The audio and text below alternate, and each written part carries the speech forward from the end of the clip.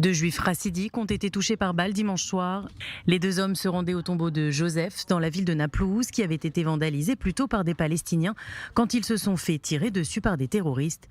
Ces derniers ont pris la fuite laissant les deux hommes à terre. Touchés à la main et à la jambe, ils sont dans un état stable. Un événement qui intervient après une journée tendue sur le plan sécuritaire. Plus tôt dans la journée, un Palestinien de 21 ans a été abattu par les forces de Tsahal dans le Gouché de Sion, près de la ville Al-Kader en Cisjordanie. Il venait de jeter des cocktails Molotov sur un véhicule israélien.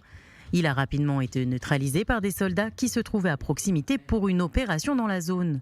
Une Palestinienne a également été tuée alors qu'elle tentait de s'attaquer à des soldats. L'incident s'est déroulé à Houssan, sur un checkpoint de fortune. La femme de 47 ans s'est mise à courir en direction des soldats. Refusant de s'arrêter malgré les avertissements de ces derniers, elle a reçu une balle dans la jambe. Elle a ensuite succombé à sa blessure. Un autre incident du genre a eu lieu à Hébron, près du tombeau des patriarches. Un Palestinien de 24 ans a tenté de poignarder des soldats israéliens qui ont immédiatement répliqué en lui tirant dessus. Les forces israéliennes sont sur le qui-vive depuis plus de 2 semaines en raison des 4 attentats qui ont été perpétrés par des terroristes palestiniens et arabes israéliens depuis le 22 mars. Des attaques qui ont fait 14 morts et des dizaines de blessés. Le gouvernement de Naftali Bennett a été clair, il ne se laissera pas faire face au terrorisme. Les forces de défense mènent quotidiennement de vastes opérations. Jusqu'ici, au moins 15 attentats ont été déjoués.